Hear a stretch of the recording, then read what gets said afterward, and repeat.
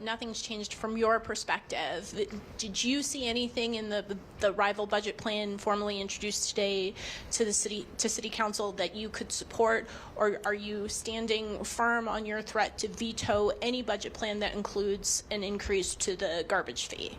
Well, let me just say that I do appreciate the effort, the ongoing effort of members of the City Council to provide some, not just feedback to my proposal, but give me something else to consider. I have not gone completely through the document. I tried to use some of the time that I had to look through it. What I did see was still nearly the doubling of garbage collection fees. I don't support a budget that places such an incredible burden on working people at a time in which President Trump has made life quite difficult for working people across this country. The city of Chicago should not be adding to that burden. And so, no, I cannot support a budget that nearly doubles the garbage fee for working people. Hi, Mayor. Hi. What are your thoughts on the concerns, on all this concern about the city losing businesses, but not concerned about losing Chicagoans with added fees? And also, what do you say to Black business owners who feel like the head tax will ruin their business? Well, look, first of all, I've said this, repeatedly. This budget ultimately protects working Chicagoans. That's what this budget does. And this is important because, again, cuts to education at the federal level, cuts to health care, cuts to food. All of the cuts that this president has put forward have harmed everyday people, while at the same time he has worked to enrich these huge corporations that continue to benefit from cuts that everyday people are being sacrificed as a result of it. What I've done with this budget repeatedly, I have moved multiple times to ensure that City Council knows that I'm committed to a real negotiation while at the same time holding to our values. Investing in community safety is my top priority. Ensuring that we are building safe and affordable communities, that's good for business. There's a reason why we have 6 cranes up and 18 that are committed. There's a reason why our airports are busier than they've ever been. Our downtown hotel occupancy, we have shattered records because our economy is shifting and growing as a result of the investments that we are making in community safety. That is good public policy. That is good for business. Now, of course, there's work to be done, but also when we look at this corporate challenge, 74%, the vast majority of the people of Chicago want us to challenge corporations to put more skin in the game. My question is this: why would we not do something that the people of Chicago want us to do that we actually can do? That just makes sense in this moment. And so we're going to continue to have conversations. The door is always open, but the goal is to make sure that we're passing a budget that's balanced, but it also has to challenge our efforts to ensure that we are driving violence down in this city. And that's ultimately what we are challenging corporations to help us do collectively. Hi, Mayor. How's it going? This is a question for Inside Climate News. I've been talking with West Side residents who are still dealing with mold and other issues from the 2023 flooding. They've complained they still haven't gotten relief from the city. Alderman Irving told me today that there is going to be money for them in this current budget. Can you tell me how much money is going to be there? Why is it taking so long to get this? And is there any interim relief for those residents? Well, we have provided interim relief along the way. This has been a very difficult moment for particularly West Siders who have dealt with this unprecedented torrential rainfall that harmed a number of our families who live in my neighborhood. And the amount of time that it took really was based upon the federal government. And so, yes, this budget secures, I believe it's $426 million specifically to mitigate harm in the future. And there are direct resources. I'll have to get you that amount, but there is at least, I don't want to give you the wrong number, but there are dollars that are available to go directly towards helping these families recover their homes. So it's both and. It's the mitigation of harm because there is some specificity around the usage of the grant, but we have provided a carve out so that we can get dollars directly to people. That's in this budget, and that's why I'm counting on the people who represent those very communities to support a budget that ensures that those dollars actually reach those families. Mark Armstrong, Shy Guardian, Deep South Press Corps, ready to make it really count. When will you account for detailed spending and organizing of the reparations task force sooner than later?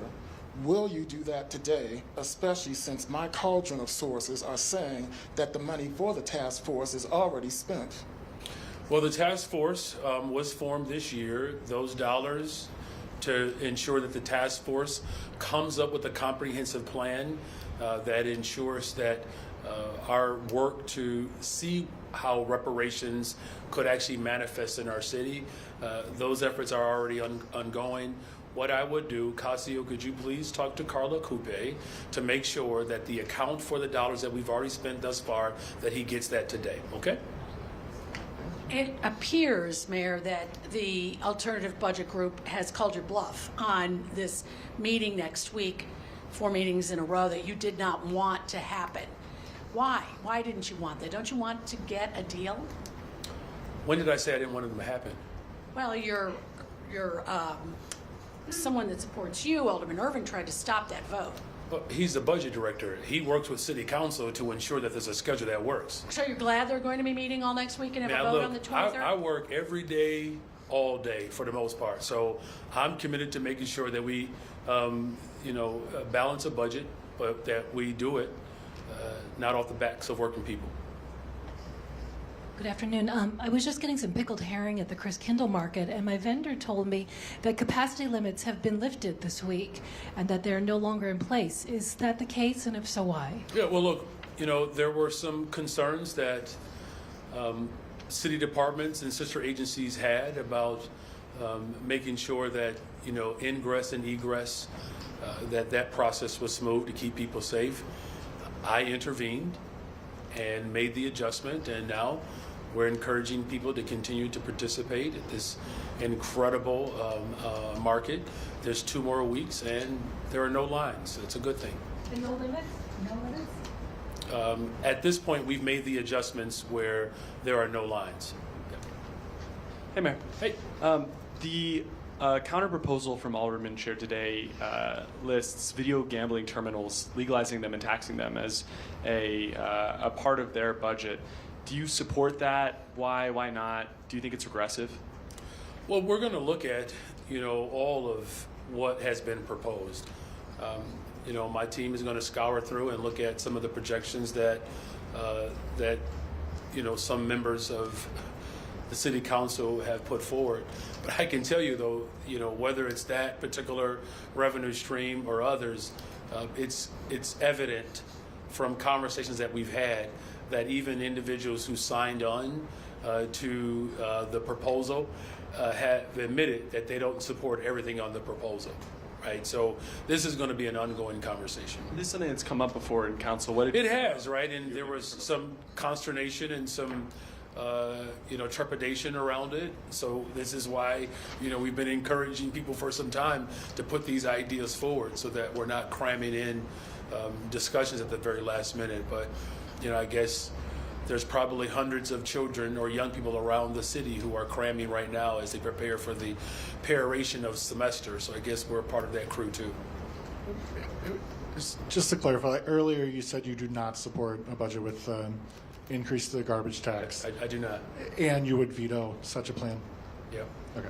And then on the, today it was DNP or deferred the hemp ban ordinance, although now it includes an exemption for THC beverages. Is that something, I know that you've been opposed, is that something that you would veto as if it gets approved? Well, look, I guess that's the word of the day, veto. I have not made that type of, I have not taken that position. What we have said from the very beginning, banning sales for people under the age of 21 and having stronger regulation is important. I think we should, pay closer attention to see what happens at the federal level before we move with too much haste. We don't want to undermine our efforts. The ultimate goal is to have, a product that is well regulated, but also, understand that there will be, a pathway for people to be able to, engage in this product. We just want to make sure that we don't do anything that undermines the city of Chicago's ability to do that. Hi, Mayor. Hi. Ronnie Mosley came out this week against hiking garbage fees, but he also says that one of his sticking points is restoring the full advance pension payment, as some other alders have indicated to us. I know you talked just this week about our lack of reserves as to why you can't, but do you think that these alders are overblowing the likelihood or the consequences of a credit downgrade as a result of that? Well, look, I don't know if I want to get into speculation around whether or not their intentions could be provocating in any direction, right? Whether it's overstating a particular claim, or maybe perhaps underestimating a claim. What I could say is this: I want to be able to provide the full payment as well of the advance pension payment. We're going to pay our pension. The desire has always been to add the additional payment so that we can move towards solvency quicker, right? The motivation behind the initial ordinance was based upon an economic climate that just doesn't exist anymore. So, as much as we all would desire to have that additional advancement in the budget, there's not a real clear pathway from what I've heard from other alders of what an alternative would be to be able to achieve that. So again, I don't necessarily, and I won't speculate, what type of provocation or not exist in some of their motives. What I can say is we all agree that, we have been, in a very difficult place with our pensions for a very long time. As you all know, 80% of our property taxes are consumed by our pensions. So it's why this budget is important as we set ourselves up for continuous advocacy in Springfield to have the necessary revenue to be able to address not just pensions, but education, housing, healthcare, good paying jobs. And of course, we've already taken care of transportation, at least in this formation. Do you think the rating agencies will be understanding with that? As far as, rating agencies, what we have heard from them repeatedly is that, they look at a whole bunch of factors, one of which is labor peace. We're the first administration since, the Richard M. Daley to actually, move through, an entire season without, a labor stoppage. Right? There's also ways in which we have shifted our budget to be more structural in nature, of which this budget, as I proposed it, is 60% structurally sound. And then, of course, looking at future projections of how revenue streams are lining up with, securing and creating solvency long term. So I believe those are all of the things that will continue to be factored. That's just one matter. Hi, Mayor. Point of clarification.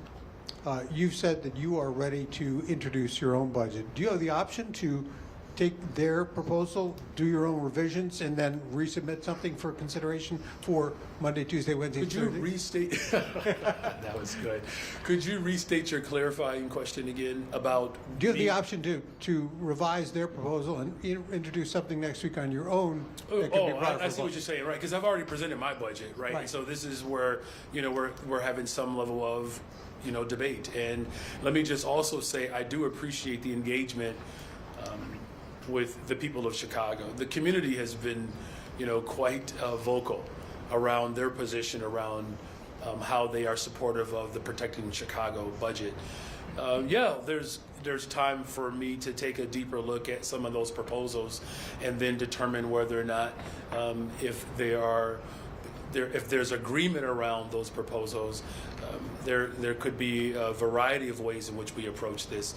It could be something that I introduce, but it could be something that they introduce. I have encouraged them to introduce amendments that they support, right? It's the legislative responsibility and opportunity, right? So they don't necessarily have to wait on me to submit an amendment. Not on my question. They've requested once again for you to actually engage in negotiations. Do you think at any point it would be helpful for you to personally get in the room to have the negotiations to maybe make a budget deal happen?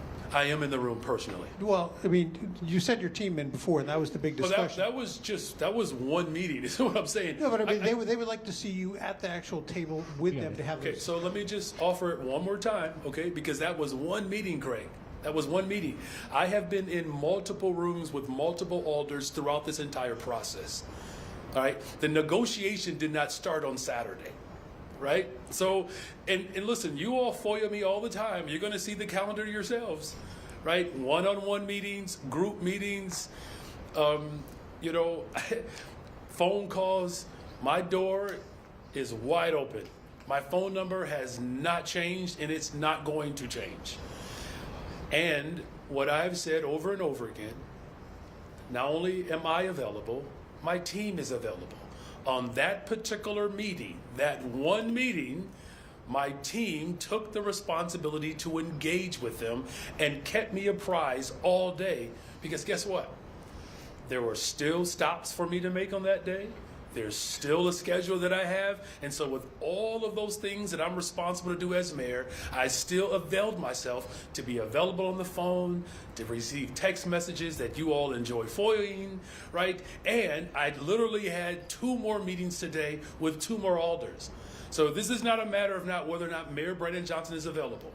Ask my kids how available I am to this city. You're welcome. Hey, Mayor. Hey. Alderman Andre Vasquez introduced a substitute management ordinance today to call that in part calls for the city council to get more resources to do their own independent budget inquiries, similar to what this alternative budget proposal is, looking to get more data and substantiate it. Is that something that you support in order to make the council more of an effective collaborator in this process? I have not looked at what he has proposed. You know, if it's a resource question, then you know how that is going to carry out, right? So, you know, look, we have made ourselves available to the full city council, to individuals, to the community as a whole. You know, that's why I worked hard to do community roundtables. I don't think it should just live, you know, with the responsibility of city council members to be able to effectively engage with the budget process. That's why we've had roundtables. The Ernst & Young was another example of bringing more people in so that we can have an effective government.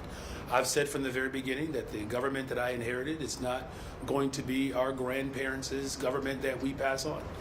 I believe that there are opportunities to have stronger engagement, and I'm very much committed to this process. And, you know, I've been a legislator. I've worked as a Cook County Commissioner, passed and worked with multiple budgets with an executive branch. And, you know, I think that there is always room to strengthen and sharpen our approach to collaboration. That's why I've worked hard to create a community process as well. It's not just within the halls of power where decisions should be made. In fact, I believe that the greatest power is with the people. That's why it's a little fascinating to me, quite frankly, that the people of Chicago agree that corporations should put more skin in the game. You know, you don't see too many moments where the entire city of Chicago essentially is in agreement over a particular matter. And so, again, we've seen numbers as low as 74%, numbers as high as 80%, where there's a collective belief that these big corporations that received a tax break from Donald Trump should put more skin in the game. So I don't think it's just about resources for city government. It's really about how do we make sure that we're responding to the will of the people. How's it going, Mayor Johnson? It's going pretty well. Thank you for asking. During a conversation after the council meeting, some alders said that Comptroller Belsky had made a number of suggestions in that Saturday meeting based on around additional things the city could do based on the EY report and some other stuff. Was he making those suggestions? Did he run those by you? Has he talked to you about them? Are you on board with those? So we have had those conversations, and of course, you know, that he ran them by me. What they're referencing, possibly, it's a couple of things. 50%, I believe, of the recommendations that have come out of the Ernst & Young report we've implemented. What he was likely referencing, and I would have to just make sure that I'm clear about what they were referencing, because I don't want to draw a conclusion or assume, but I can draw this conclusion that there are a number of things that we will do in future budgets, that this process takes time. We're talking about a incredibly antiquated system that we are dealing with government. And modernizing this structure is going to take us some time. Now, I actually think that implementing half of any recommendations is an impressive, quite frankly, an aggressive approach towards any decision making, particularly as it relates to how we do government, right? So he likely was speaking of ideas that will be implemented over time. So yes, there are a lot of good ideas out of there. I think the best idea was when I signed the executive order to commission the gathering in the first place.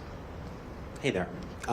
Hey. Based on the developments of today, since we talked to you 24 hours ago, do you believe that the final budget will be passed by the end of the year? It has to be, right? You know, look, I'm going to do everything that I can to avoid the chaos that, quite frankly, there's some there are some individuals that want chaos to occur, because those interests benefit from chaos, and they will pit communities against one another to fulfill their political goal. I'm going to do everything in my power to avoid that type of chaos, because nobody benefits from that except for the handful of people who have become accustomed to controlling and dominating government. And by the way, when it was their turn to dominate and run government, schools were closed, mental health clinics were closed, public housing was shuttered, the increase of fines and fees, property taxes went up considerably over the course of multiple years in a row. We saw the exodus of working people in our city. They thrive, those interests thrive in chaos, because they don't have a moral obligation and responsibility like those of us who are charged to serve and to protect residents. That's not their motive. Their motive is the bottom line, how they can get richer. And if it means fomenting chaos and sowing seeds of division, then that's what they'll do. And you know the playbook that they're using? It's from Donald Trump. That's his MO. Create chaos, fear, terror. Because I don't engage in social media and television, I spend time reading and praying and wishing upon stars sometimes. But I've heard that there's this claim that somehow having $18 million that we would secure from the community safety surcharge to go back into smaller businesses, and particularly black-owned businesses, is some sort of nefarious operation. They're literally characterizing these resources that we would use to not only build safer communities, but use those same resources to help grow and support businesses, and particularly minority-owned businesses. That's their claim. They are immoral. They are wicked. And it's well past time that the people of Chicago actually know and see who these individuals are. Know who they are. They do not mean us well. I'm one of 57. There will be more after me. But these individuals imbibe the very caveat that Justice Brandeis warned us of. Democracy or the ultra-wealth controlling. But you cannot have both. I'm fighting hard every day to protect our democracy, whether that's attacks coming from the federal government or cowardly individuals that are trying to confuse working people in this city. People over profit. Ensuring that working people know that they have a mayor who's fighting for them. That's what this moment is about. So look forward to the ongoing conversation to make sure that we have a budget that is balanced, but that we don't sacrifice working people and poor people as a result. Thank you all very much for your time.